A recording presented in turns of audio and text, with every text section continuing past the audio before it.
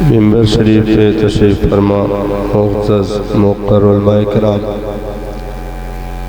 व हाज़रीन, अस्सलामु अलैकुम व रहमतुल्लाहि तआला व बरकातुहू।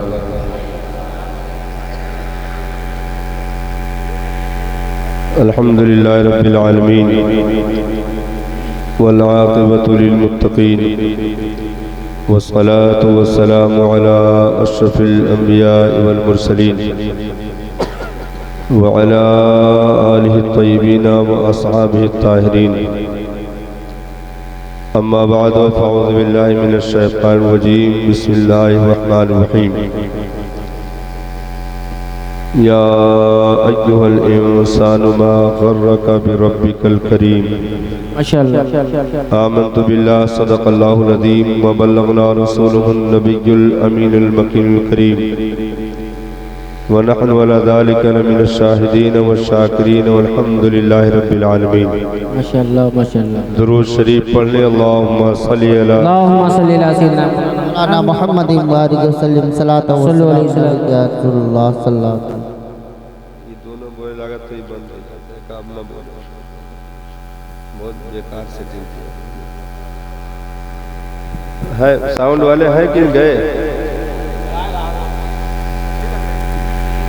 भैया? साउंड वाले जो भनभनाहट है ये रिपीट वाला, ये ख़त्म कर दीजिए, मतलब आवाज़ क्लियर कर दीजिए थोड़ा। हाँ हाँ, जैसे रिपीट हो तो उसकी स्पीड बढ़ा दीजिए तो भनभनाहट ख़त्म हो जाए। सेट कर लीजिए, हम जब तक चेक कर रहे हैं। ऐ तायरे लाहौती उस रिज़्क़ से मौत अच्छी, ऐ तायरे लाहौती उस रिज़्क़ से मौत अच्छी, जिस रिज़्क़ से आती हो परवाज़ में कोताही।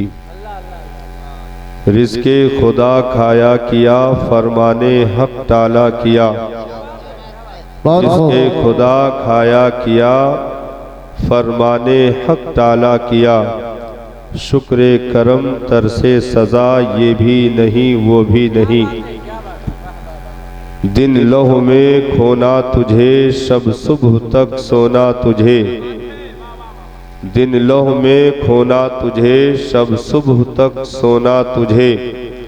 शर्मे नबी खौफे खुदा, ये भी नहीं वो भी नहीं। शर्मे नबी खौफे खुदा, ये भी नहीं वो भी नहीं। दर्स कुरान का अगर हमने न भुलाया होता, दर्स कुरान का अगर हमने न भुलाया होता, ये ज़माना न ज़माने ने दिखाया होता।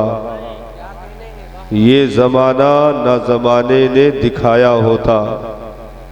बात क्लियर आ रही है आप तक? समझ आ रही ना? हाँ, अब सेटिंग में कुछ ना करिए, सिर्फ सामने स्पीकर का वॉल्यूम दे दीजिए बस, बाकी अब कुछ ना करिएगा। अब जितने बैठे हैं इंशाअल्लाह उम्मीद है कि ये सूफी साहब की दुआ लेकर जाएंगे। हाँ, क्या करोगे घर जाके? रोज तो घर ही जाते हो हैं भाई। यहाँ उलमा 200-200 किलोमीटर 300-300 किलोमीटर से चलकर आपके लिए आए हैं, तो आप भी आज वक्त निकालो यार। जिंदगी वफा करे न करे, ये दुनिया क्या देने वाली है। मुट्ठियों में खाक लेकर यार आए वक्ते मर्ग।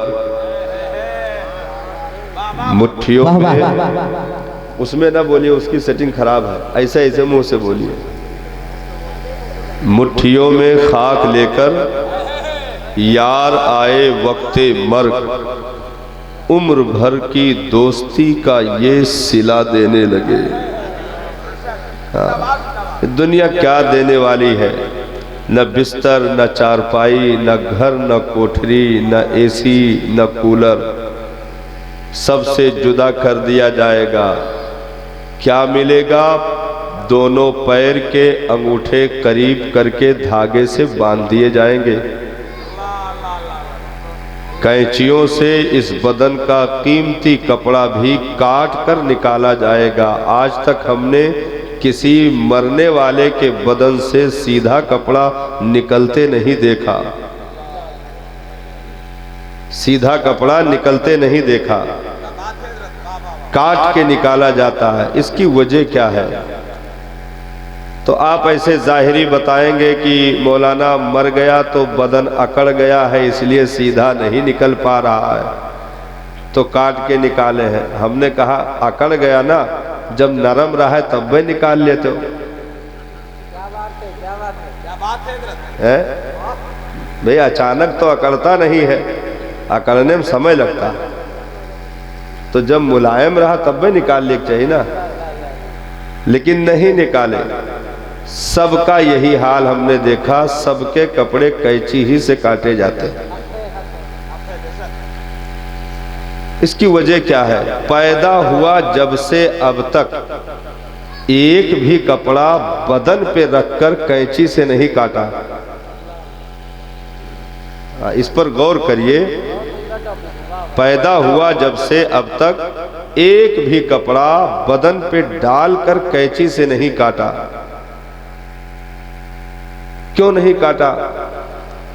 आज कैंची चल रही है, इसका मतलब यह है कि ये जलील दुनिया को बदन से नोच कर निकालने का तरीका है कि अब तक ये चिपकी रही, अब इसे रुसवा करके जुदा कर दो, क्योंकि आखिरत का मेहमान बन रहा है।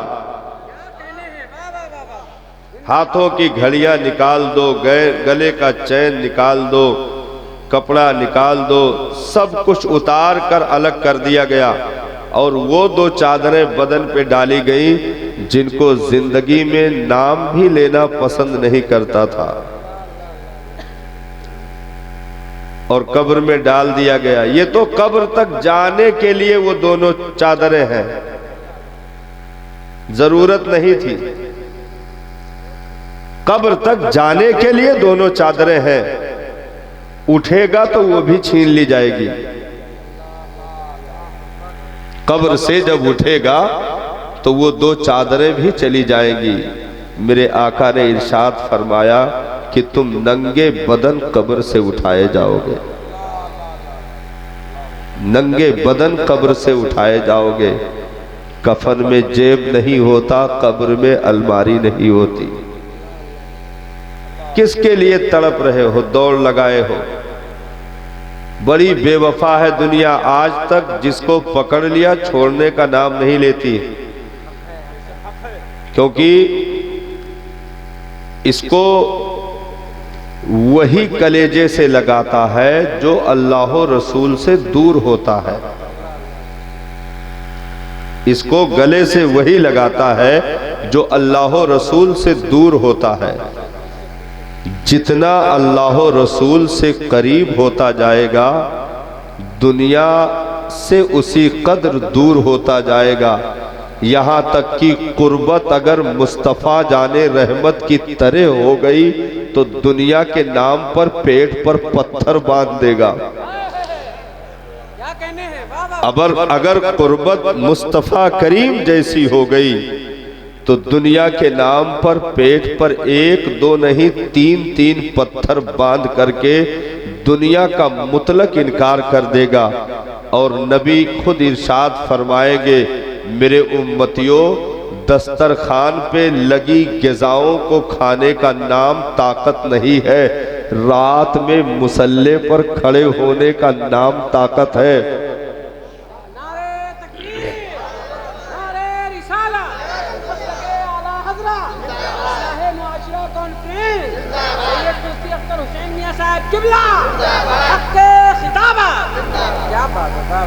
हजरत तशरीफ रखते हैं, दुआ फरमा रहे हैं। मैं बिल्कुल डायरेक्ट अपने टॉपिक पे आ रहा हूँ। बहुत अब बहुत देर तक मैं हजरत को बताऊं या हजरत हमको बताएं तो आप कुछ नहीं समझ पाएंगे। हजरत को आप जानते हैं, हम जानते हैं, हजरत हम सबको जानते हैं। बस ये है कि नवासे की मौजूदगी में नाना का जिक्र हो रहा है। नबी खुद फरमाए कि दस्तरखान पे लगी हुई ग़िज़ाओं को खाने का नाम ताकत नहीं है, बल्कि रातों रात मुसल्ले पर वक्त गुजार देने का नाम ताकत है। दुनिया ने इनकार कर दिया, दुनिया ने इसका इनकार किया और कहा कि नहीं, ये बात तो नहीं हो सकती है। ताकत खाने से आती है, ताकत पीने से आती है। तो बहुत कुछ खाया भी गया, बहुत कुछ पिया भी गया, और ऐसे ऐसे ताकतवर तैयार हो गए, ऐसे ऐसे ताकतवर तैयार हो गए कि तनहा 500 आदमियों का मुकाबला करने वाले लोग थे। तनहा 1,000 का मुकाबला करने वाले लोग थे। मछलियों की ताकतें बढ़ाई गई, कसरत की गई और वर्जिश की गई, मुरग्गन ग़िज़ाएं ली गई, घी, दूध, पनीर, क्या क्या सब कुछ खाया गया और कहा कि ताकत इसका नाम है। तुमने जो कहा है वो बात गलत है। एक दिन गली के मोड़ पे वही ताकत पर गुरूर करने वाला मिल गया।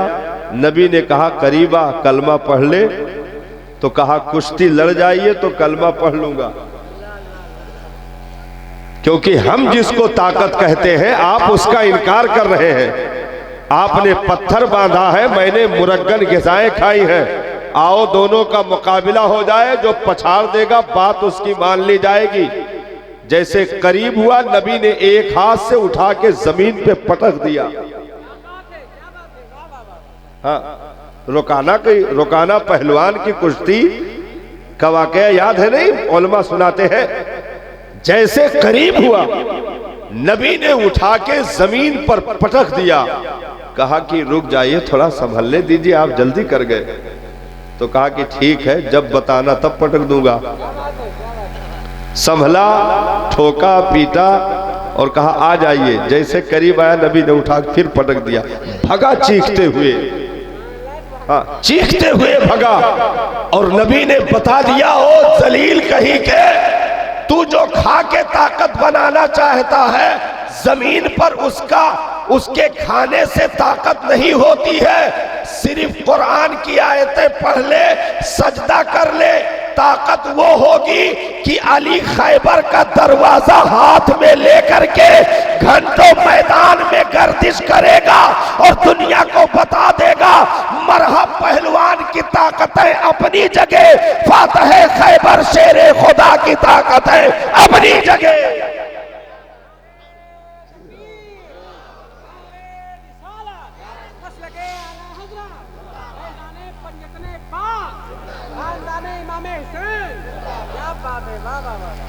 इसलिए हम जिन चीजों के पीछे दौड़ लगा रहे हैं, देखिए इंसान की ख्वाहिश कभी खत्म नहीं हो सकती है।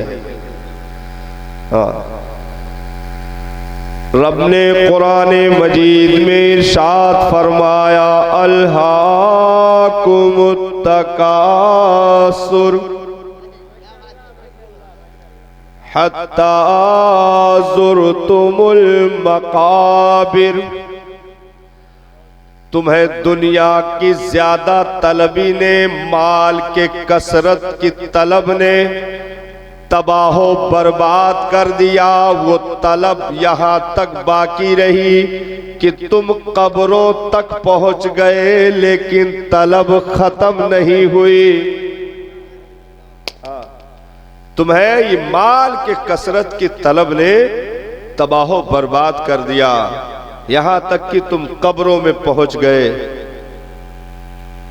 भाई आदमी क्या करता है, मरते मरते जान अटकी हुई है, कलमा दुरूद छोड़ो, बड़े बेटे को वसीयत हो रही है या फला को वसीयत हो रही है कि देखो अगर हम मर भी जाए तो जो 4 बीघा बचा है रजिस्ट्री जरूर करा लियो। हाँ, या फला इतना जगह जो है मामला रखा हुआ है उसको देख लेना, इतना वहां बैंक बैलेंस किया है उसको देख लेना। यही करते करते आंख खुली रह गई, जबान निकल गई, हाथ पैर ठंडे पड़ गए, मर गया दुनिया रटते रटते। ना ना, इसका नाम कामयाबी नहीं है, जिंदगी इसको नहीं कहते हैं। ये दुनिया तो सफर करने वालों को रास्ते में चलते हुए ऐसे मिल गई। हम सब मुसाफिर हैं ना, सफर हमारा जारी है। बाप के रीढ़ की हड्डियों में सफर, वहां से चलते चलते रहमे मादर में मां के शिकम तक पहुंच गए। 9 महीने का वो सफर का वक्त गुजरता रहा, दुनिया में आए, सफर जारी है। तो ये चलते हुए रास्ते में एक कंकर पत्थर की तरह पड़ी हुई चीज ये दुनिया दिख गई। अब सारे मुसाफिर वहीं रुक करके अपना वक्त बर्बाद कर दे तो आगे की मंजिल का सफर कौन करेगा? क्योंकि ये सफर खत्म नहीं हुआ है, अभी तो सफर जारी है। सफर करते करते कब्र में पहुंचा, कब्र में भी सफर खत्म नहीं होता। फिर वक्त गुजरता रहा, सफर करते मैदान कयामत में पहुंचा, मैदान महशर में हिसाबो किताब हुए। सफर करते करते जब तक जन्नत न मिल जाए मंजिल नहीं मिलती, उस वक्त तक सफर मुकम्मल नहीं होता। क्योंकि हम जन्नत से दुनिया में आए हैं और जन्नत ही वापस जाना है। भाई हम जन्नत से आए हैं कि नहीं आए? भाई पूरी जुर्रियत इब्ने आदम की रीढ़ की हड्डियों में चूटी के अंडे की शक्ल में या उससे भी मुख्तसर हजरत आदम के रीढ़ की हड्डियों में कयामत तक पैदा होने वाली औलादों को रखा गया कि नहीं रखा गया? और बाप हमारे कहाँ थे? जन्नत में। तो हम जन्नत से तो जमीन पर आए और पलट करके जन्नत ही जाना है। अब जो कभी जन्नत में थे ही नहीं या जाने का इरादा ही नहीं है, वो दुनिया को दिल दे दे, मर जाए दुनिया के पीछे, हमारा उनका कोई रिश्ता नहीं है। हमें तो जन्नत की तलब इस दुनिया में भी है और कब्र में भी तलब रहेगी। जब तक मिल नहीं जाएगी तलब छूटेगी नहीं। तलब छूट नहीं सकती है, क्योंकि मंजिल हमारी वही है, हमें पहुंचना वही है। अब उसके लिए सरकार ने इरशाद फरमाया, हजरते अबू ज़र ग़िफ़ारी रज़ी अल्लाह ताला अन्हु की रिवायत मौजूद है। आपसे सरकार ने एक लंबी नसीहत फरमाई और इरशाद फरमाया, जद्दिद सफ़ीनता या अबा ज़र, ऐ अबू ज़र अपनी कश्ती को संवार के रखना, संभाल के रखना, यानी वो बिगड़ने न पाए, उसमें सुराख न होने पाए। फ़इन्नल बहरा अमीकुल, की समंदर बहुत गहरा है। अपनी कश्ती को संवार के रखना, समंदर बहुत गहरा है और आखिरत की घाटी बड़े चढ़ान की है। दुनिया से माल कम रखना, मालो मता कम रखना, क्योंकि सफर बहुत लंबा है, बड़ा तवील है। इसलिए ऐ अबू ज़र अपनी कश्ती को यानी अमल को संवार करके रखना, दुनिया से मालो मनाल कम लेना, क्योंकि जितना लेगा हिसाब उतना लंबा देना पड़ेगा। जितना ज्यादा होगा हिसाब उसी कदर देना पड़ेगा। तो अब दुनिया में रह करके हमें फिक्र किसकी करनी है? आखिरत की फिक्र करनी है। आखिरत की फिक्र करनी है, क्योंकि इस दुनिया को अगर हमने अपना कीमती वक्त दे दिया और अल्लाह रसूल से दूरी अख्तियार कर ली, तो ये समझ लो कि फिर जिंदगी बर्बाद हो गई। अपना वक्त बर्बाद कर दिया, अपनी जिंदगी के लम्हात बर्बाद कर दिए, क्योंकि हमें दुनिया के लिए नहीं भेजा गया। दुनिया के लिए नहीं भेजा गया, भेजा किसके लिए गया? वमा खलक़तुल जिन्ना वल इंसा इल्ला लियअबुदून, हमने जिन्नात और इंसान को अपनी इबादत की खातिर पैदा फरमाया। हमने जिन्नात और इंसान को अपनी इबादत की खातिर, तो सजदा मकसदे जिंदगी है, मकसदे जिंदगी है। क्योंकि अगर सजदा इस जिंदगी में नहीं रहा तो ये समझ लो कि जिंदगी फिर बेसूद है, बेकार है, इसमें कुछ नहीं रहा। क्योंकि जो बंदा मिट्टी का होकर इस मिट्टी पर झुकना नहीं सीखता, उसे हजारों चौखटों पर झुकना पड़ता है। और जो रब के हुजूर झुकना सीख जाए, फिर रब अपनी बारगाह के अलावा झुकने से महफूज कर देता है। हाँ, वजह यही रही भाई, सहाबे किराम मुख्तसर तादाद होने के बाद दुनिया की सुपर पावर ताकतों से आंखों से आंखें मिलाकर खड़े हो गए, भरे दरबारों में खड़े होकर के चैलेंज कर दिया।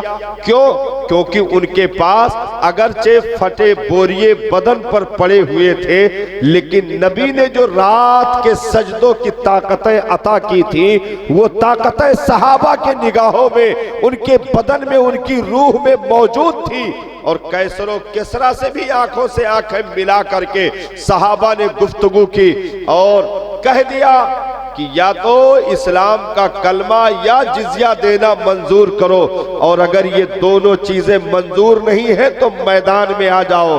किसकी मां ने कितना दूध पिलाया है अभी वक्त बता देगा। हाँ, ये फटे लिबास देख करके हकीर न जानना, क्योंकि देखिए मिट्टी की ताकतें कितनी देर तक होती हैं, मिट्टी की ताकतें कब तक रहेगी। ये बदन जो ढांचा बना है ये किस चीज का है? मिट्टी का है। मिट्टी का है कि नहीं है? कि तोहरे लोग का दूसर है? नहीं, मिट्टी का है भाई, सबका मिट्टी का है। अच्छा, इस मिट्टी के लिए ग़िज़ा भी मिट्टी से रखी गई, इसकी खुराक मिट्टी से रखी गई कि नहीं? धान, गेहूं, चना, बाजरा, अरहर, मटर, जौ, ये सब मिट्टी से। इसके खाने से इसको ताकत मिलती है, रूह को ताकत नहीं मिलती। हाँ, इन ग़िज़ाओं के खाने से इस मिट्टी को ताकत मिलेगी, रूह ताकतवर नहीं हो सकती। अगर रूह को ताकतवर करना है तो फिर सजदा करना पड़ेगा, कुरान पढ़ना पड़ेगा, तस्बीह रहमान पढ़ना पड़ेगा, नवाफिल की कसरत करनी पड़ेगी। क्योंकि रूह आलमे बाला की है, रूह को रब ने अपने महबूब के नूर से बनाया है, तो उसकी ग़िज़ा भी नूर की रखी है। मिट्टी को मिट्टी से जन्म दिया गया है, तो इसकी ग़िज़ा खुराक भी मिट्टी से रखी गई है। तो हम सिर्फ मिट्टी से ग़िज़ा अगर हासिल करते रहे और सजदों की ग़िज़ा छोड़ दी, तो जिस्म तो तवाना हो सकता है, तंदुरुस्त हो सकता है, मोटा हो सकता है, लेकिन रूह मर जाएगी, रूह मर जाएगी। भाई, मक्का वालों में क्या गूंगे बहरे लोग रहते थे? लेकिन कुरान ने उन्हें गूंगा बहरा कह दिया। क्या जिंदा लोग नहीं थे? लेकिन कुरान में रब ने इरशाद फरमाया, इन्नका ला तुस्मिउल मौता, महबूब इन मरे हुए लोगों को आप कुछ नहीं सुना सकते, मरे हुए लोगों को कुछ नहीं सुना सकते, जबकि सब जिंदा थे। अबू जहल, अबू लहब, उतबा, शैबा, मुगीरा, कुफाराने मक्का सब जिंदा थे, लेकिन कुरान ने उन्हें मुर्दा कहा और कहा, महबूब आप इन मरे हुए लोगों को कुछ नहीं सुना सकते। मैंने अर्ज की, मौला सब तो जिंदा टहल रहे हैं, तो इनको मुर्दा कह रहा है। तो कुदरत ने इशारा किया, नादान, इनकी मिट्टियां तो ताकतवर हो गई हैं, इनके अंदर जो रूह मौजूद है वो मर चुकी है, और जिनकी रूह मर जाए उन्हें मुर्दा कहा जाता है। क्योंकि मिट्टी के जिंदा रहने से जिंदगी नहीं होती, असल जिंदगी रूह की जिंदगी है। भाई, रूह अगर निकाल दी जाए तो इस मिट्टी की औकात है कि एक कदम आगे चले? नहीं।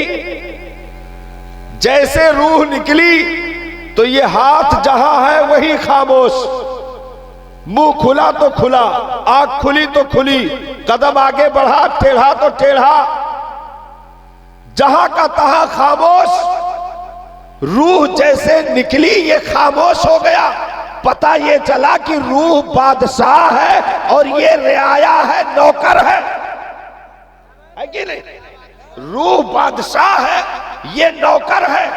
तो इस्लाम ने आकर के इस दुनिया में अपने मानने वालों को, नबी ने अपनी उम्मत को जो तालीम दी, वो इरशाद फरमाया कि मेरे उम्मतियों, तुम बादशाह को जिंदा करके रखना, इस रियाया पर ज्यादा तवज्जो न देना, क्योंकि बादशाह अगर जिंदा है तो ये मिट्टी भी उसके साथ लगकर खूबसूरत बनी रहेगी, और अगर बादशाह मर गया तो मिट्टी तंदुरुस्त होने के बाद भी बेकार नजर आएगी, क्योंकि ये कीड़ों की ग़िज़ा है, मकोड़ों की ग़िज़ा है, बिच्छुओं की ग़िज़ा है, सांपों की ग़िज़ा है। कब्र में जाते ही पहला हमला इसी मिट्टी पर होता है, कब्र में जाते ही ये मिट्टी का पेट फट जाता है, मिट्टी की जबान सड़ जाती है, मिट्टी में कीड़े पड़ जाते हैं, मिट्टियों के हड्डियों का ढांचा बिखर जाता है, लेकिन रूह जो होती है, सरकार ने इरशाद फरमाया, मोमिन की रूह मलाए आला में सैर करती गए, शहीदों की रूह सब्ज परिंदों की शक्ल में जन्नत में कंदीलों के मालिंद लटकती गए। यानी रूह को इज्जत अता करके रब ने बता दिया, जिसकी रूह है जिंदा है, वही मेरा प्यारा बंदा है।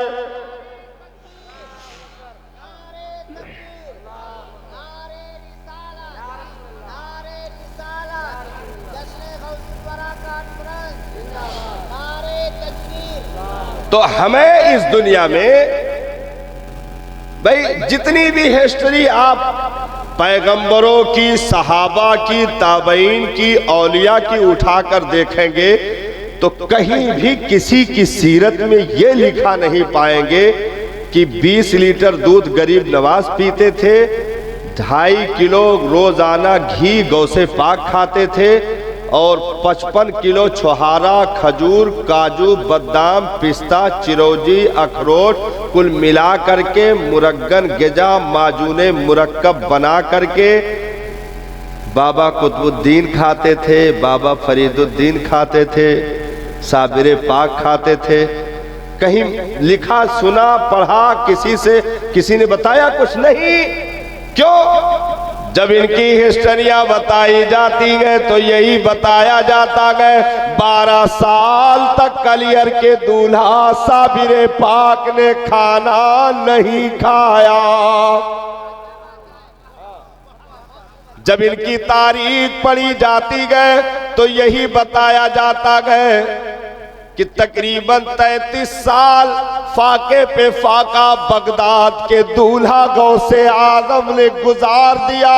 दजला के किनारे सिर्फ हरी घास की कोपलें खाते खाते हरियाली गर्दन के नसों में जाहिर हो गई थी।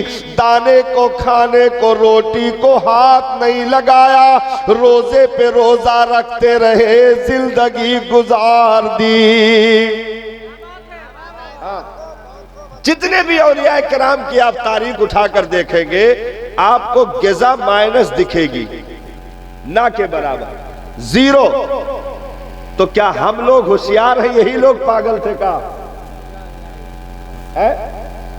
भाई हम लोग इतना जबरदस्त हिसाब अंदर तक कि जब तक यहां तक मामला जवाब ना बने, कहते नहीं नट्टी के ऊपर खा लिया, तो जब तक यहां तक डकार ना आने लगे हम छोड़ते नहीं हैं। यहां तक कि गिज़ा हमको छोड़ देती है, हम गिज़ा को नहीं छोड़ते हैं। हाँ, पॉइंट है ना?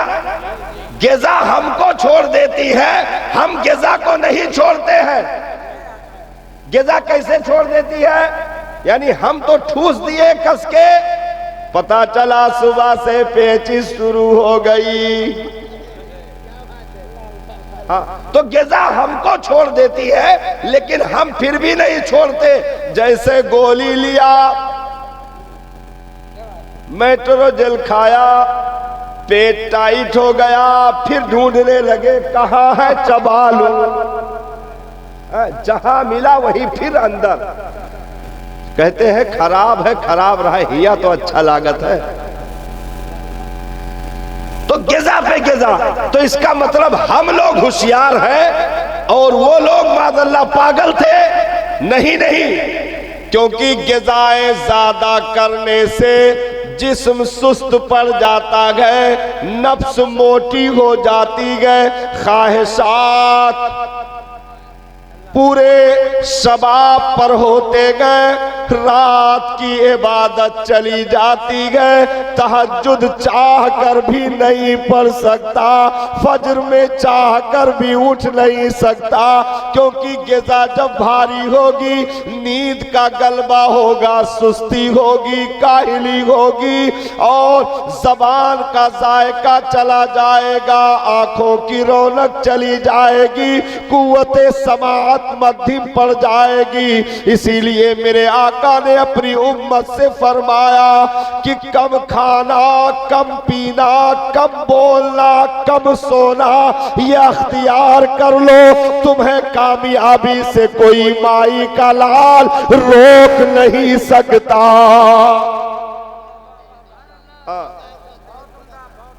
कम खाना, कम सोना, ये अपना लो, तुम्हें कामयाब होने से कोई रोक नहीं सकता।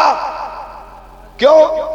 देखिए, जबान पे ये खाना पानी कितने देर तक अच्छा लगता है? बहुत ज्यादा इसकी औकात 4 अंगुल है। यहां से यहां तक अगर नापिए तो 4 अंगुल बनता है। आज तक किसी ने लेग पीस इसके नीचे उतार कर किसी ने बताया है कि नमकीन है कि खट्टा है कि तीखा है? यही तक, ये 4 अंगुल तक जब तक रहेगा, जब तक वो नमकीन, मीठा, तीखा बता पाएगा। इसके अंदर जैसे हुआ, बस सारा जायका गायब। अब सिर्फ सड़ेगा, गलेगा, बदबू करेगा, गैस बनाएगा, घुटने का दर्द, सर का दर्द, आंखों की रोशनी, यानी 4 अंगुल तक फायदा, बाकी नुकसान। 4 अंगुल तक फायदा, बाकी नुकसान। तो इस्लाम ने ऐसी कोई गिज़ा नहीं बताई जिसकी उम्र 4 अंगुल तक हो। नबी ने फरमाया तुम रब का जिक्र करो, ये 4 अंगुल तक नहीं, पूरे वजूद तक सरायत करेगा।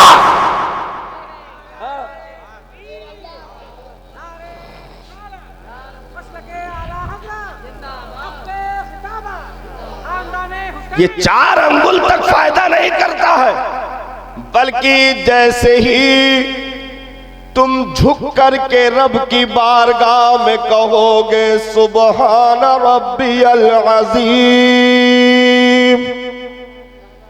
तो सिर्फ जबान से ये कलमा नहीं निकलेगा, अंदर धड़कने वाला दिल रोशन होने लगेगा। सुभान अल्लाह। जैसे ये जबान पे जारी हुआ, दिल में रोशनी पैदा होना शुरू हो जाएगी और ये बार बार जबान से अदा होती रही तो अंदर का पूरा माहौल रोशन हो जाएगा। और जब रोशनी बढ़ती है ना, तो इस जबान की भी अपनी कीमत है साहब। ये जबान ऐसे वैसे थोड़ो है, हमने इसकी औकात खराब कर रखी है। नहीं तो ये जबान तो इतनी ज्यादा कीमती है, वो भी मोमिन की जबान है, मोमिन की जबान। हम इसको सिर्फ चमड़े का ना समझें, हाँ, सिर्फ चमड़े का ना समझें कि अरे ऐसे है, ऐसे ऐसे। बड़े बूढ़े कहते नहीं थे, ये जबान ही का कमाल है, चाहे तो लड्डू खिलावे, चाहे तो जूता। तो एक कमजोर ना समझो, जबान को कमजोर ना समझो, इसकी एक कीमत है। अब वो कीमत बनाने के लिए नबी ने अपनी उम्मत को बताया कि तुम अपनी जबानों की कीमत बनाओ। अब ये जबानों की कीमत कैसे बनेगी? सुबह सुबह मंजन करो। जबानों की कीमत कैसे बनेगी? मंजन करो और हाथ से जबान पकड़ के ओका खूब कायदे से घिसो, एक भी मैल बाकी न रह जाए, खूब साफ करो। उसके बाद 1 दर्जन लेग पीस चबाओ और फिर साफ करो। जबान इतनी कीमती हो जाएगी कि कोई मिसाल नहीं। ऐसे कीमती होगी नहीं, लाख गरारा करो कीमती नहीं हो सकती है। इस जबान पे जिक्र जारी कर दो, मुस्तफा के हुजूर दुरूद का तोहफा भेजना शुरू कर दो, इतनी कीमत बढ़ेगी, इतनी कीमत बढ़ेगी, इतनी कीमत बढ़ेगी, बढ़ती जाएगी कि इसी जमीन पर, इसी हिंदुस्तान में कहा जाएगा, जा सागर से कह दे मोइनुद्दीन ने बुलाया गए, तो पूरा सागर सिमट कर कटोरे में आ जाएगा। वो ज़बान की कीमत बता दी गई।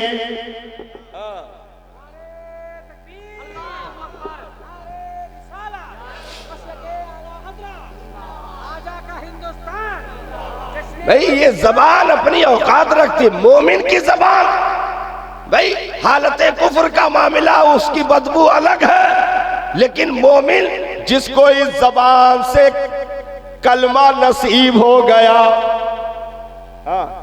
इसीलिए हमने किताबों में पढ़ा है, बुजुर्गों ने लिखा, और मसला भी यही है कि कलमा पढ़ने वाले को चाहिए कि अपनी थूक को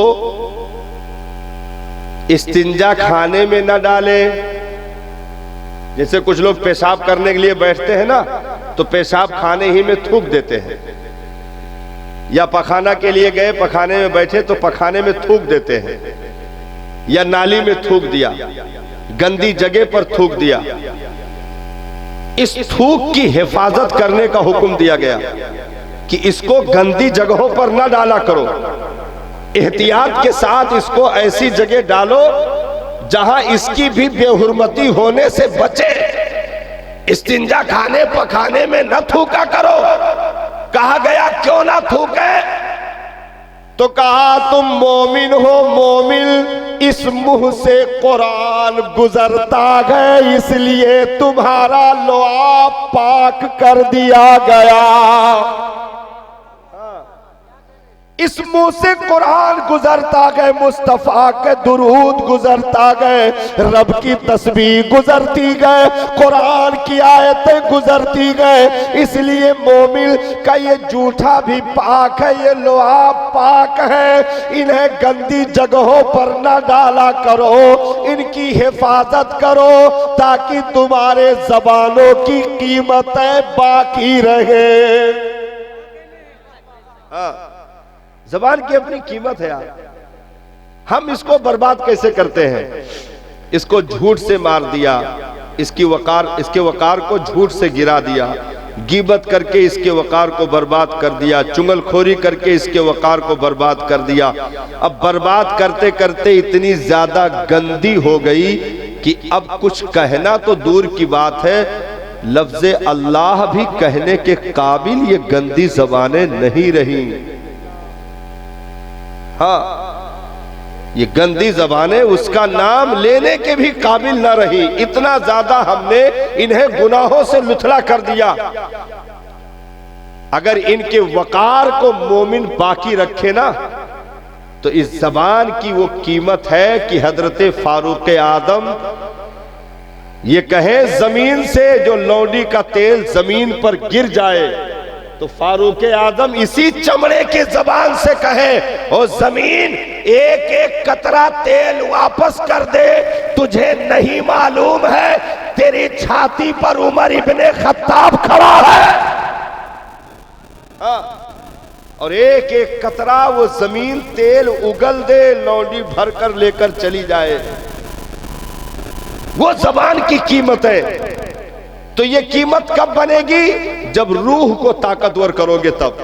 क्योंकि जबान किससे चलती है? रूह से चलती है। रूह निकली, जबान खामोश। तो रूह को ताकतवर करने के लिए क्या नुस्खा बताया गया कि गुनाहों के जरासीम दूर करें, नेकियों से अपने आप को करीब करें, रूह पावरफुल हो जाएगी। और इतनी पावरफुल होगी ना कि हाथ उठने से पहले कबूल कर लिया जाएगा।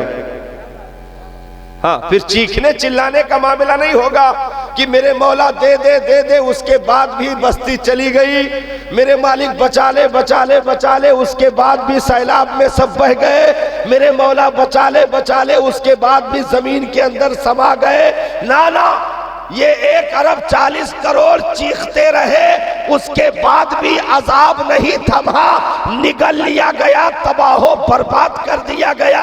इसकी वजह सिर्फ यही थी कि सिर्फ मिट्टी के जिस्म चीख रहे थे, रूहें सबकी मरी हुई थी,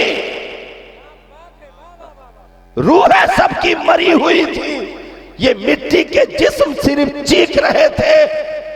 और जब मिट्टी को मार दिया जाता है, यानी सिर्फ हड्डियों के ढांचे नजर आ रहे।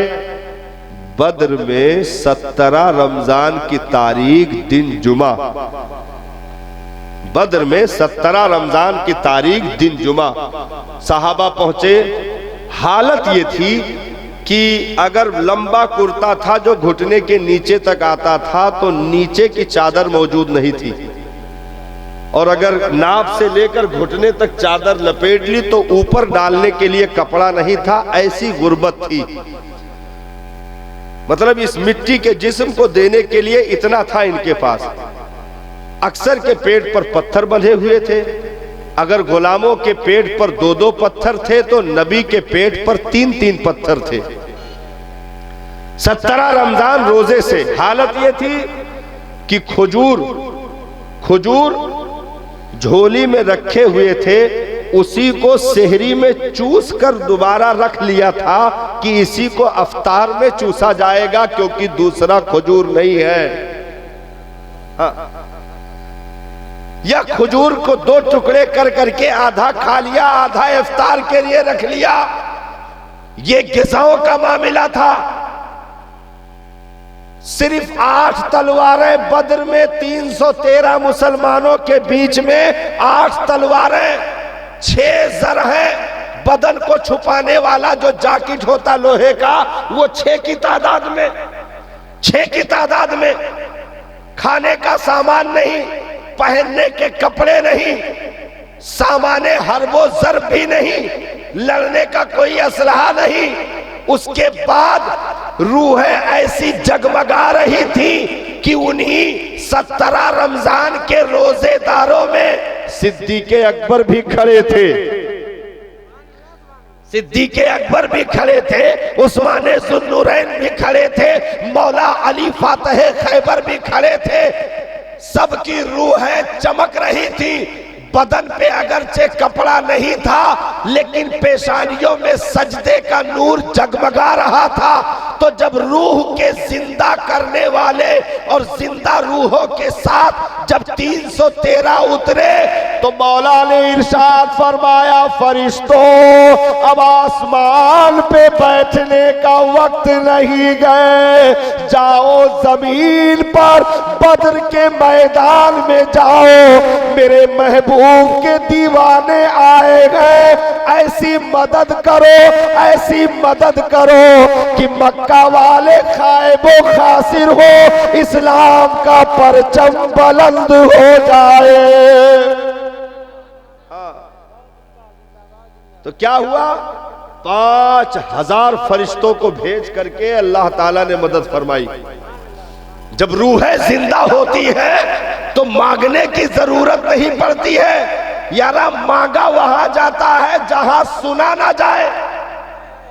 कुंडी खटखटाई जाए, घंटी बजाई जाए, डोरबेल बजाया जाए कि मालिक अंदर तक आवाज पहुंच जाए, तो अपनी सदा हम बताएं, अपनी विपता बताएं, अपने दुख को सुनाएं, फिर कहे मालिक कुछ मदद करो, नंगे हैं, मालिक मदद करो, कई दिन के भूखे हैं। तो सदाएं इसलिए लगाई जाती है जोर जोर से कि मालिक तक आवाज पहुंच जाए। यारा तुम जिस रब को मानते हो, तुम्हारा रब तो लगे जा से ज्यादा करीब है। तुम्हारा रब तो लगे जा से ज्यादा करीब है।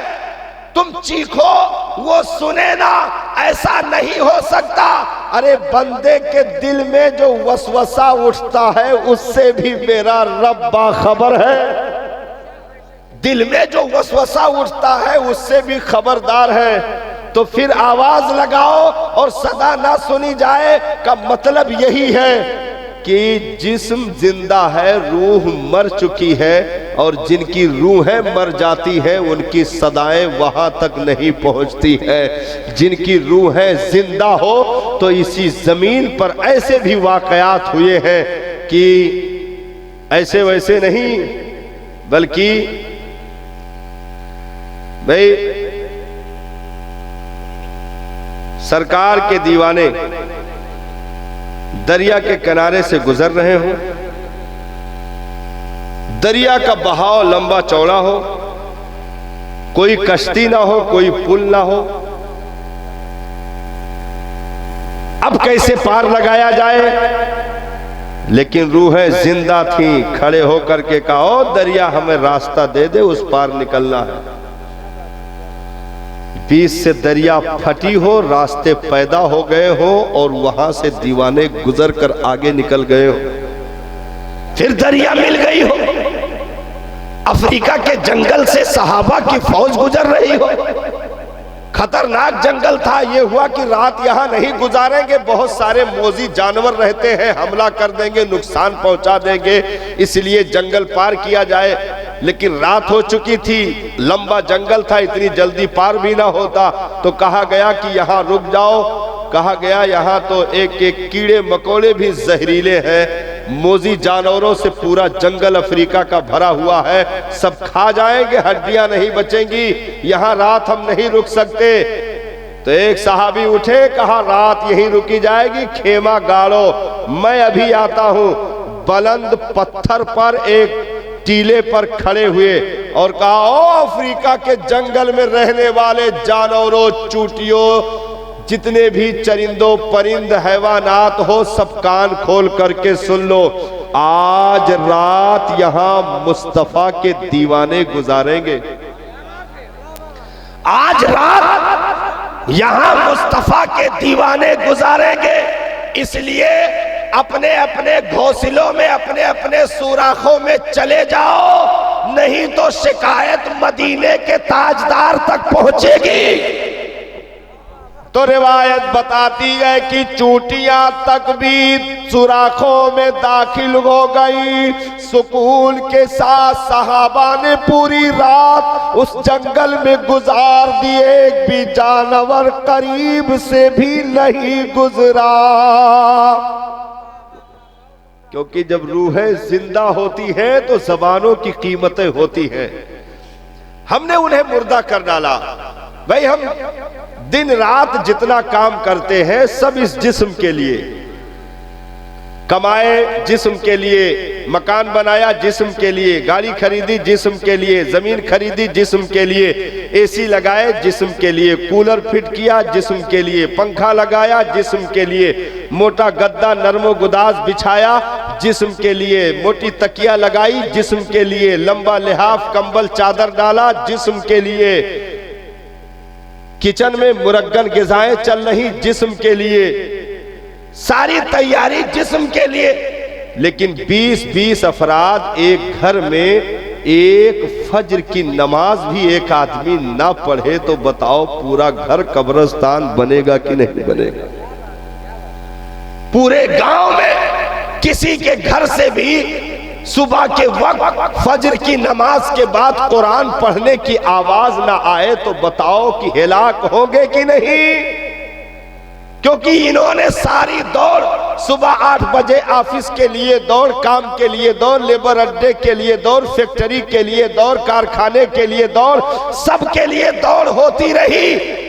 अगर कोई नहीं उठा तो मस्जिद के चौखट तक जाने के लिए नहीं उठा, अगर नहीं सुनी तो अजान की सदा नहीं सुनी, अगर नहीं झुके तो सजदे के लिए नहीं झुके, नहीं तो यही झुकने वाला वकील के सामने झुका खड़ा होता है, जज के सामने झुका खड़ा होता है, डॉक्टर के सामने झुका खड़ा होता है, प्रधान के सामने झुका खड़ा होता है, विधायक के सामने झुका खड़ा होता है, सबसे हाथ जोड़ करके झुक करके अपनी दर्द अपनी विपता सुनाता है। मैंने कहा नादानो, अगर रब को छोड़कर दुनिया में सुकून ढूंढोगे तो कभी सुकून नहीं मिलेगा। आओ रब से रिश्ता मजबूत कर लो, सुकून देने वाला वही गए, चैन देने वाला वही गए। वो तो इज्जो मन तशा, वो तो जिल्लो मन तशा, वो जिसे चाहे इज्जत अता कर दे, जिसे चाहे जलीलो खार फरमा दे। इसलिए हमें अपनी रूहों को ताकतवर करना है। इस जमीन पर अगर हमें मुकद्दर से नबी का उम्मती होना नसीब हुआ है तो कम से कम हम इसकी सुथराई का ख्याल रखें। अब एक और लाइन से मैं गुफ्तगू कर लूं, ज्यादा देर नहीं, बस थोड़ी देर, क्योंकि आप उकता रहे होंगे कि मौलाना माइक पा गए तो छोड़ने का नाम ही नहीं ले रहे हैं। परेशान तो नहीं हो रहे? थोड़ी देर और चल जाए, थोड़ी देर और। हाँ, आपकी इजाजत चाहिए। नहीं, आप हाथ खड़ा कर दो, दोनों हाथ ऐसे खड़ा कर दो। अरे वाह, तकरीर में बताऊं सही मानों में अभी शुरू नहीं हुई है।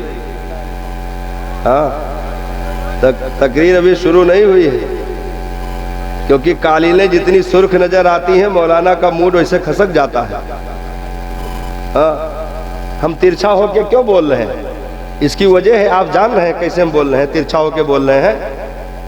हमारा रुख ये था असल में, लेकिन ऐसे हम बोल रहे हैं, वजह यह है कि हम आपको जहमत नहीं देना चाहते। हम ही घूम जाए भाई, तोहरन का उठा ये ना लावा चाहे थे, नहीं तो सब भाग जाबो।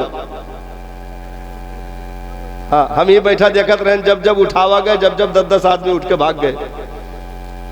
उन्हें उठाए के आगे भाई बुलावे के लिए कहा गया, तो समझिन कि उठाए के घर भेजे के लिए कहीं नहीं, तो जब चला गए। 8-10 आदमी तो बेचारे रोड पर यहाँ बैठा रहे। अगर टेंट ना लगवाओ तो शिकायत करे, और बगैर टेंट के कुल पूरी सितियम बैठा रहे, कोहरा गिरत रहा। तो ऐसे ऐसे जवां मर्द लोग भी जलसे में आते हैं। अल्लाह ताला सबका आना कबूल फरमाए। जहां बैठे हो वहीं बैठा रहा, कोनो दिक्कत नहीं, कोई परेशानी नहीं। कहो तो कुर्सियों घुमाई, लेकिन कौन आपका हम डिस्टर्ब नहीं करना चाहते। आप खाली सुन लियो बस। आज के दौर में कौम खाली सुन ले, नहीं कौन किसकी सुनता है। बीवी तो जल्दी सुनती नहीं है, दूसरा आदमी तो बहुत दूर के बात। कौन किसकी सुनता है? तो भाई पराए गांव में, पराए इलाके में आए के केहू का कुछ सुनाए ले जाओ तो जान लो बड़ी करामत है इस दौर में। हाँ, बहुत बड़ी करामत है। तो एक लाइन से एक गुफ्तगू मैं आपसे करूं।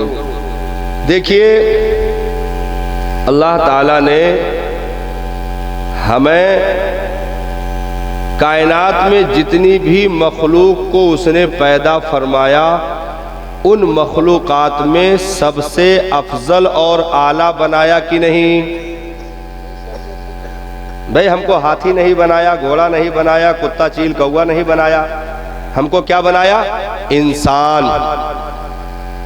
इंसान इंसान बनाया कि नहीं बनाया? सब लोग इंसान हो कि नहीं हो? सब लोग इंसान हो। तो उसने हमको 4 पैर का जानवर नहीं बनाया, इंसान बनाया। इसका मतलब ये हुआ कि जितनी मखलूक 18,000 आलम में जितनी भी मखलूकात पैदा की गई,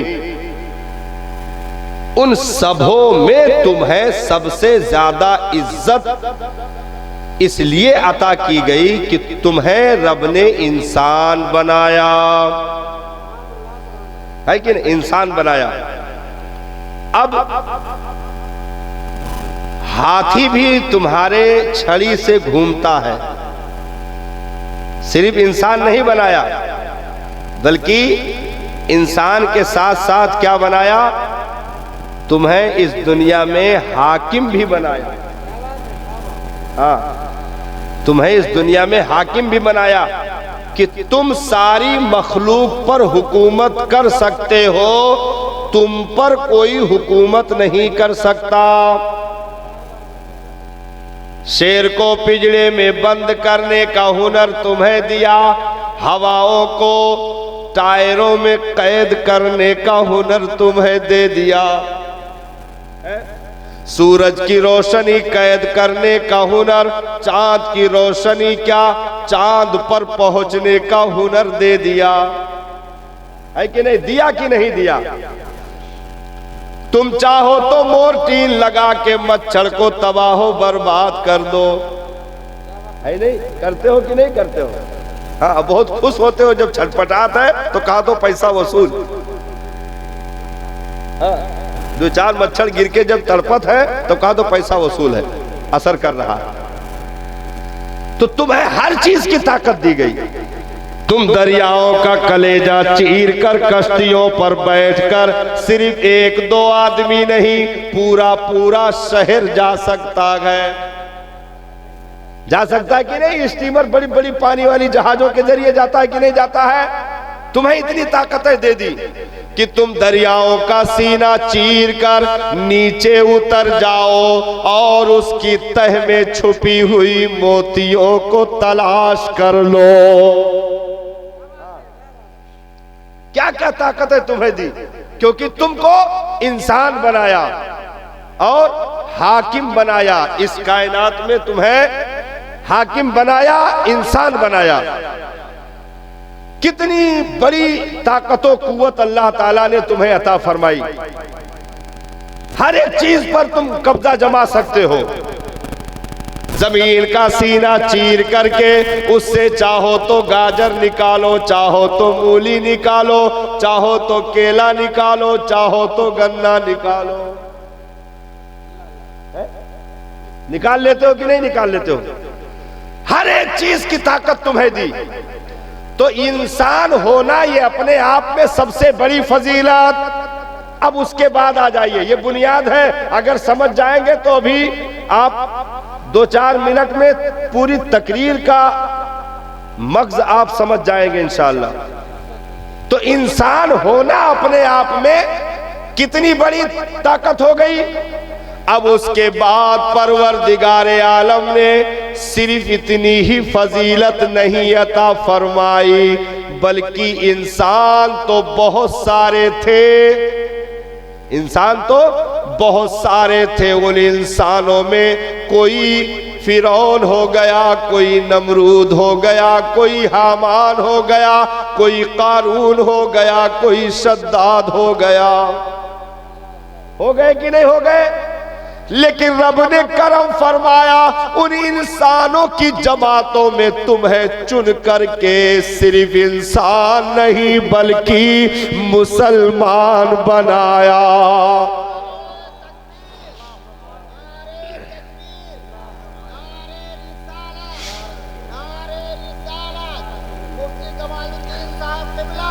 तो इंसानों में तो करामत थी ही। भाई देखिए, जैसे एक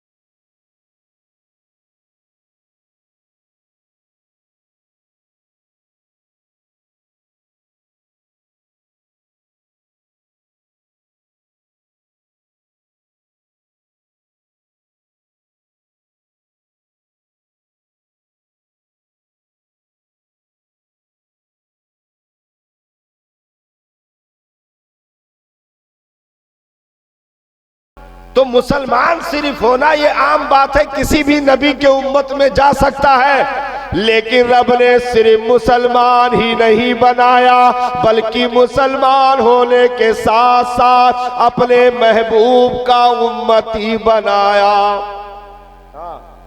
और सिर्फ उम्मती ही नहीं बनाया, जितनी उम्मतें बनी उन उम्मतों में हमें आखिरी उम्मत बनाया कि हम सबके ऐब जानते गए, हमारे बाद कोई आएगा नहीं, इसलिए हमारा ऐब कोई बयान नहीं कर सकता, वो छुपा करके रखा गया। तो अब रब ने हमें किस कदर इज्जत अता फरमाई है कि नहीं, इज्जत पे इज्जत अता फरमाई कि नहीं फरमाई। दौलत ईमान दिया, अपने महबूब का उम्मती बनाया, इंसानों की जमात में रखा, ये सारे पोस्ट अता फरमाए। अच्छा, एक और चीज, ये तो पैदा होने के बाद ये खुसूसियत, पैदाइश में भी उसने हमारी सुथराई का बड़ा एहतमाम फरमाया, बड़ा ख्याल रखा। जैसे मां के शिकम में गए, 9 महीने का वक्त गुजारा, तो ऐसा तो नहीं कि वहां बगैर ग़िज़ा के रहे, बगैर खुराक के रहे, नहीं नहीं, खुराक वहां भी दी जा रही है।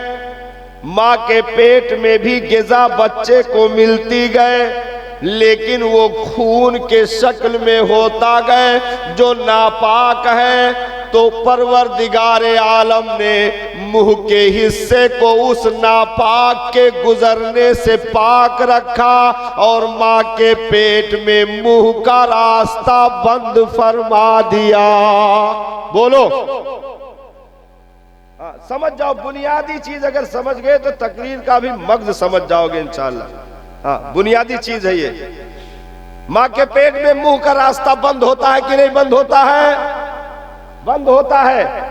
कहां से ग़िज़ा दी जाती है? नाफ के जरिए से माँ के बदन का खून नाफ के जरिए से पहुंचाया जाता गए और मुंह का रास्ता बंद रखा जाता गए, क्योंकि इसी मुंह से ये दुनिया में जाने के बाद मेरा नाम पुकारेगा, इसलिए इसे नापाक नहीं होने देना। इसकी पाकी को बरकरार रखा और पूरी ग़िज़ा उसने नाप से 9 महीने अता फरमाई। 9 महीने मुसलसल नाप से माँ का खून हमारे बदन में पहुंचता रहा, उससे दिल बना, गुर्दे बने, कलेजी बनी, फेफड़ा बना, तिल बने, सब कुछ बनाया गया उसी खून से। और जब दुनिया में आए तो अब ये नहीं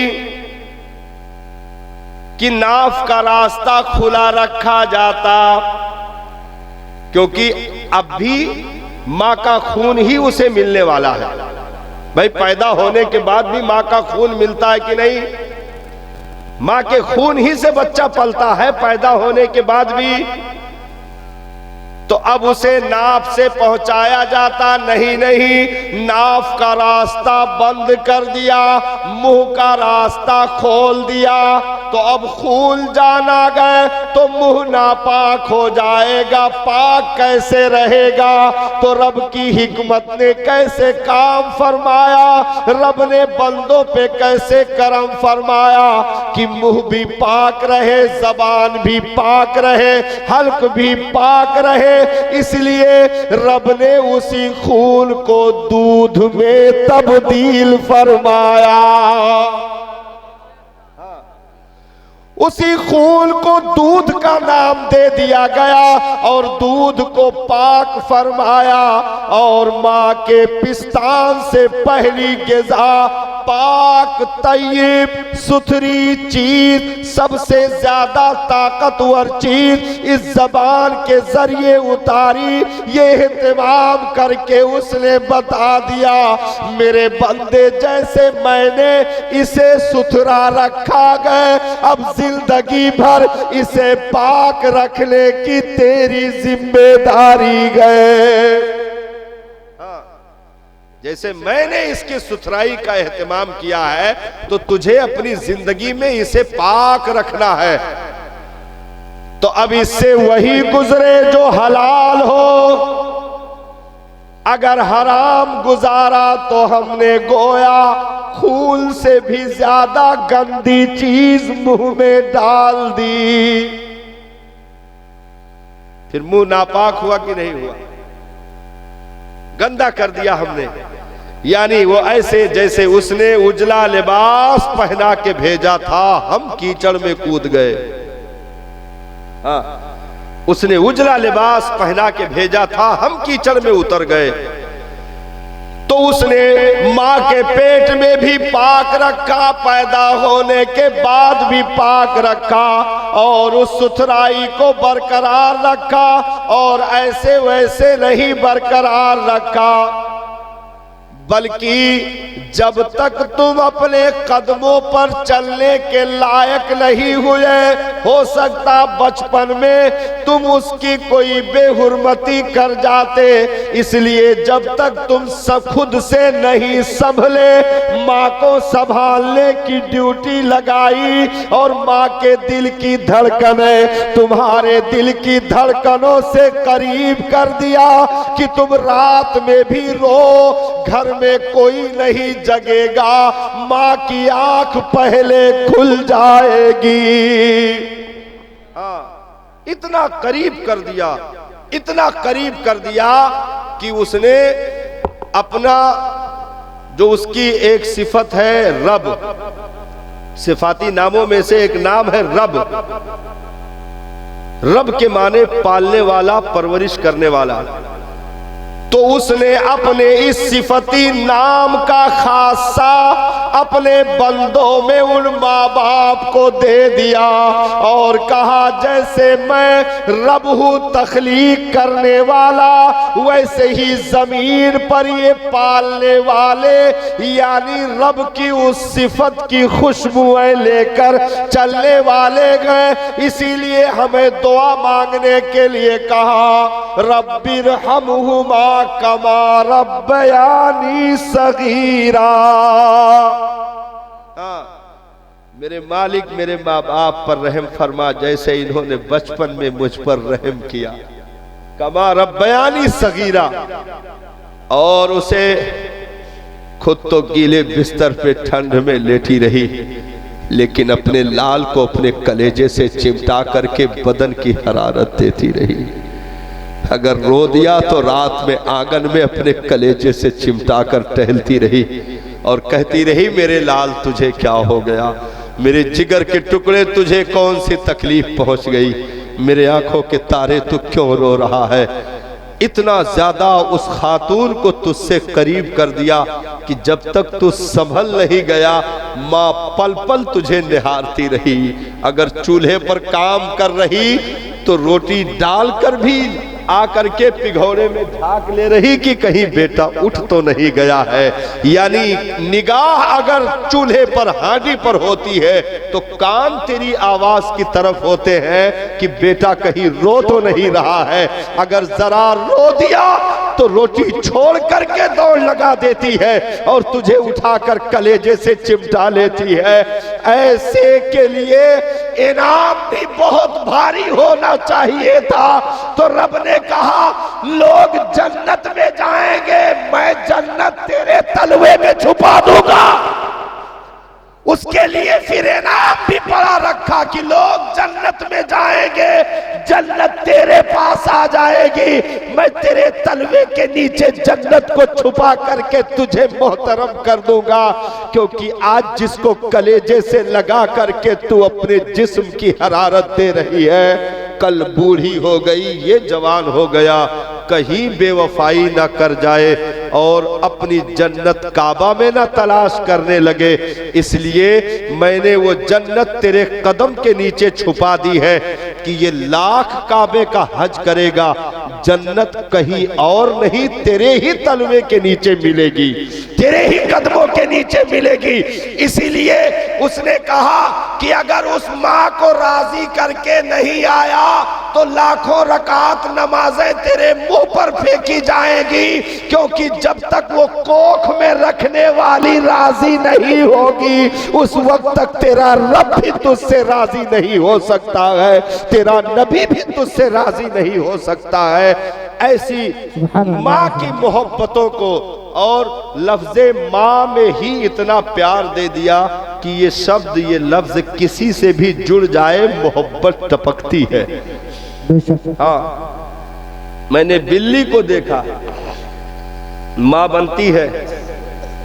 जानवरों में भी जिनको माँ की सिफतें मिलती हैं उनका प्यार देखने वाला होता है, प्यार देखने वाला होता है।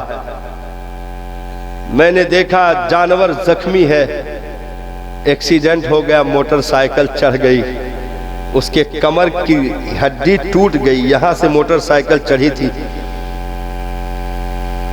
कमर की हड्डी टूट गई, पैर उठ नहीं रहा था, आगे वाले पैर से पिछला हिस्सा घसीट कर चल रही थी। मैंने देखा, मेरी आंखें भर आई, घसीट कर चल रही थी, लेकिन उसके 6 बच्चे मौजूद थे। उस कुतिया के, उस जानवर के 6 बच्चे बहुत छोटे छोटे थे, जो अभी बराबर आंखें भी नहीं खुली थी।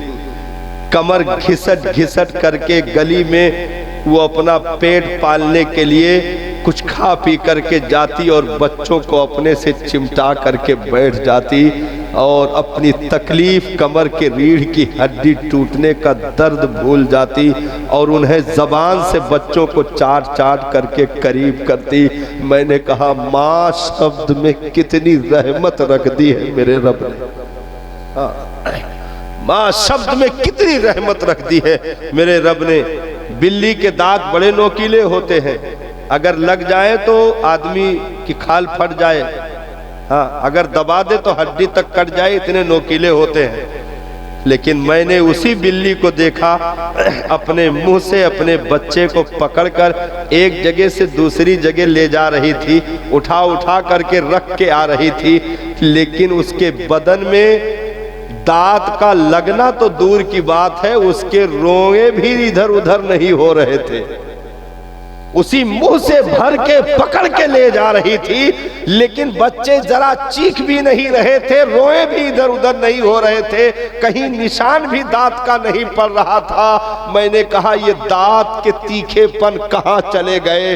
तो कहा, उसे ममता की चादर ने छुपा लिया है, ममता की चादर ने छुपा लिया है। तो रब ने ऐसे रहमो करम करने वाली औरत को, खातून को तुझसे करीब कर दिया, पाकी का, सुथराई का ख्याल रखा और इरशाद फरमाया, मेरे बंदे जवान होने के बाद ना मुझे भूलना ना इसे भूलना, हाँ, ना मुझे भूलना ना इसे भूलना।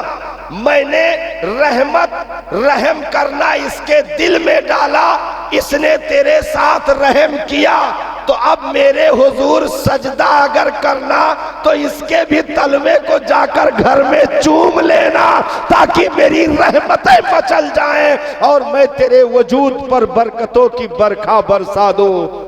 तो अपने उस सुथराई का ख्याल रखना, जो मैंने माँ के पेट में उस जबान को, उस हल्क को, उस मुंह को पाक रखा, पैदा होने के बाद भी मैंने पाक रखा, तो इसकी पाकी का ख्याल रखना।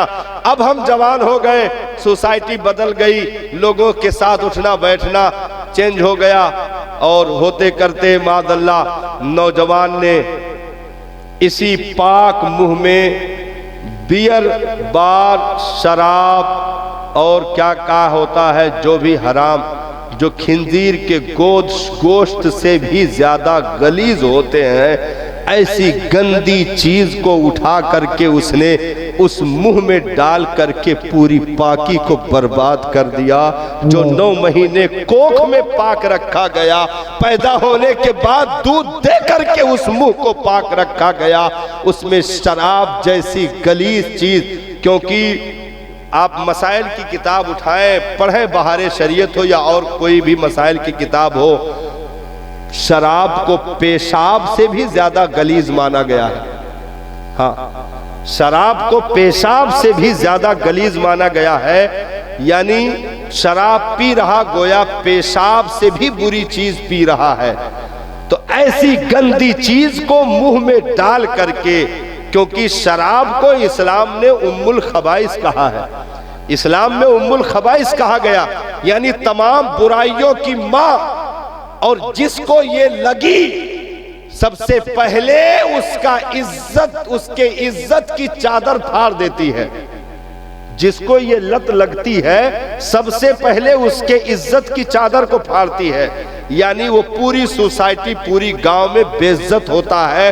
कोई अपने समाज में या मशवरे में या वीआईपी जगह पर उसे बैठने नहीं देता और कहता है, ए तू दूर रहो भाई, तू तो पियक्कड़ आदमी है, चल उधर थोड़ा खड़ा रहो, उधर है, यहाँ दनिस्ता लोगों को बुलाया गया है।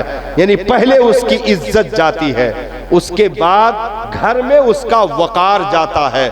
जो बीवी उसे सलाम करती थी, वो भी माँ बहन की गालियां दे करके चप्पल मारती है मुंह पे।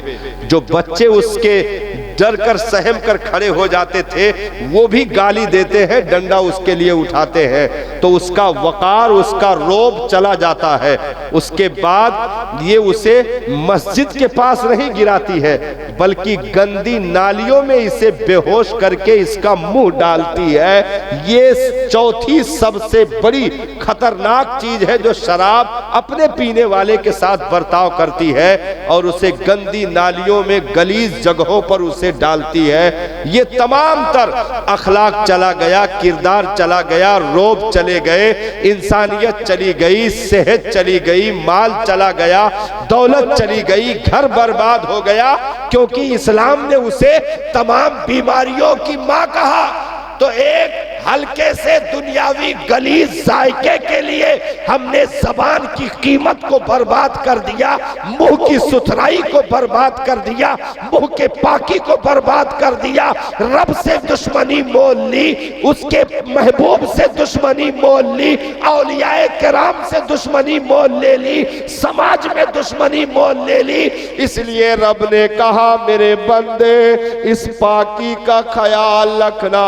उसने कुरान में फरमाया, अत्तय्यिबूना लित्तय्यिबात, पाक चीजें पाक लोगों के लिए मैंने रखी।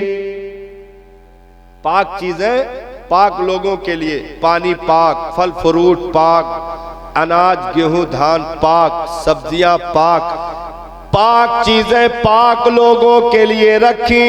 और इरशाद फरमाया, खबीस चीजें, गंदी बदबूदार नापाक चीजें मैंने नापाक लोगों के लिए रखी है। इसलिए पाक लोग कभी नापाक के करीब ना जाएं और अपनी पाकी का ख्याल रखें।